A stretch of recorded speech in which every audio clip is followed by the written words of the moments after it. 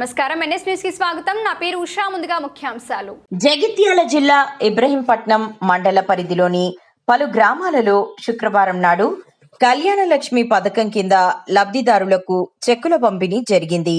ఈ కార్యక్రమంలో Korutla MLA doctor Kalvakuntla Sanjay గారు స్వయంగా గ్రామాలను సందర్శించి మొత్తం 42,04,872 రూపాయలు విలువగల 42 కళ్యాణ లక్ష్మి చెక్కులను లబ్ధిదారులకు అందించారు. కేసీఆర్ గారు ఆరంభించిన ప్రతి ఇంట్లో బిడ్డ పెళ్ళైతే ఆ తల్లికి ఆ తండ్రికి కష్టం కాకుండా ఆ రోజు కేసీఆర్ గారు ఆరంభించిన కళ్యాణ లక్ష్మి ఇవాళ ఇబ్రహీంపట్నం మండలంలో ప్రతి గ్రామానికి వెళ్ళి వర్షాలు పడుతున్న కారణంగా మహిళలకు కానీ పెద్ద మనుషులకు కానీ కష్టమవుతుందని చెప్పేసి అందరికీ పొలాల్లో పనులున్నాయి కాబట్టి ప్రతి గ్రామానికి వెళ్ళి ఆ గ్రామంలోనే ఆ లబ్ధిదారులందరికీ కూడా కళ్యాణ లక్ష్మి చెక్ ఇవ్వడం జరిగింది.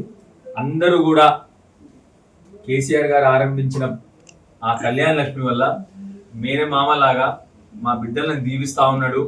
ఇవ్వారెడ్డికి కూడా కేసీఆర్ గారు ఇచ్చిన ₹1,00,000 మా బిడ్డలకు దీవెనలాగా అవుతా ఉన్నాయని చెప్పేసి అందరూ ఆశీర్వదించడం జరిగింది. అదేవిధంగా ప్రతి గ్రామానికి వెళ్ళినప్పుడు ప్రతి రైతు వచ్చి, సార్ 10 ఏళ్లలో లేని కష్టం, మాకు ఆఖరికి యూరియా లేదు సార్, పాస్బుక్కి ఒక బస్తా అని చెప్తా ఉన్నారు సార్, దానికి కూడా వేరే అంటగట్టింది సార్ అట కొత్తగా. ఏంటంటే ఒక యూరియా కొనాలంటే ముందు జింక్ కొనాలంట. జింక్ ఏమో ₹1000, ఇదేమో ₹250. సో దీంట్లో కూడా ప్రభుత్వం రైతుల దగ్గర నుంచి రైతులకు సబ్సిడీ ఇచ్చి రైతుల బతుకు తెరువు కోసం మనం కష్టపడాల్సింది పోయి ఒక సంచి యూరియా ఏనికి ఒక జింక్ అమ్మి దాంట్లో కూడా లాభాలు తీసుకుంటా ఉంది ప్రభుత్వం. గత 10 సంవత్సరాల్లో కేసీఆర్ గారి నాయకత్వంలో ఏ ఒక్క రోజు కూడా ఏ ఒక్క రైతు లైన్లో నిల్చోవాల్సిన అవసరం లేదు. ఏ ఒక్క రైతు చెప్పులు పెట్టి పొద్దు నుంచి సాయంత్రం వరకు ఆ ఫర్టిలైజర్ షాప్ బయట కానీ ఫ్యాక్స్ బయట కానీ ఏ ఒక్క రైతు ఒక్క రోజు నిల్చోకుండా ఉంటే ఇవాళ మళ్ళీ రాష్ట్ర ప్రభుత్వం వచ్చిన తర్వాత ప్రతి గ్రామంలో ప్రతి రైతు చెప్తున్న షికాయత్ ఇదే, సార్ ఒక బస్తా కోసం వస్తే మేము రోజు ఒక బస్తా కోసం రావాలి కదా సార్, ఒకటే బస్తా ఇస్తున్నాను, రోజు పొద్దు నుంచి సాయంత్రం వరకు ఇక్కడ ఉంటాం సార్ మేము, మరి పని ఎవడు చేయాలి సార్, పొలంలో పని ఎవడు చేయాలి, అంత భయంకరమైన పరిస్థితులు ఉంది. అంటే రైతుకు ఎరువులు దొరుకుతలేవు, ఆడ పని చేయడానికి మళ్ళీ వేరే మనిషిని పెట్టుకొని వారికి కొన్ని ఎక్స్ట్రా పైసలు ఇవ్వాల్సి వస్తూ ఉంది. అంత భయంకరమైన పరిస్థితుల్లో ఉన్నారు రైతులు. అక్కడేమో బీజేపీ రాష్ట్ర అధ్యక్షుడేమో మేము ఇస్తున్నాము, కాంగ్రెస్ పార్టీ ఇస్తలేదంటది, కాంగ్రెస్ పార్టీలోమో కేంద్రం ఇస్తలేదంటది. ఇది రైతుల పట్ల ఈ 2 పార్టీలకున్న వైఖరి. ఇది 2 పార్టీలు కూడా రైతులను మోసం చేయడం తప్ప కేసీఆర్ గారు ఉన్న 10 ఏళ్ళు ఏ ఒక్క రోజు కూడా రైతులు యూరియా కోసం లైన్ వేచి చూడాల్సిన అవసరం లేకుండింది. ఏ ఒక్క రోజు కరెంటు మోటార్లు మళ్ళీ ఇవాళ మళ్ళీ ఎవరైనా మంచుకున్నారు అంటే తెలంగాణలో మోటార్ రిపేర్ మెకానిక్లే మంచుకున్నారు. మళ్ళీ ఫ్లక్చుయేషన్లు, మళ్ళీ ట్రాన్స్ఫార్మర్లు వెళ్ళిపోతున్నాయి, మళ్ళీ మోటార్ పంపులు కాలిపోతా ఉన్నాయి. భయంకరమైన పరిస్థితుల్లో ఉంది. ఇవాళ అదృష్టం బాగుండి 2-3 రోజుల నుంచి వర్షం పడుతూ ఉంది, లేకపోతే నీళ్లు కూడా లేని పరిస్థితి. అడిగేవాడు నాదులు లేడు.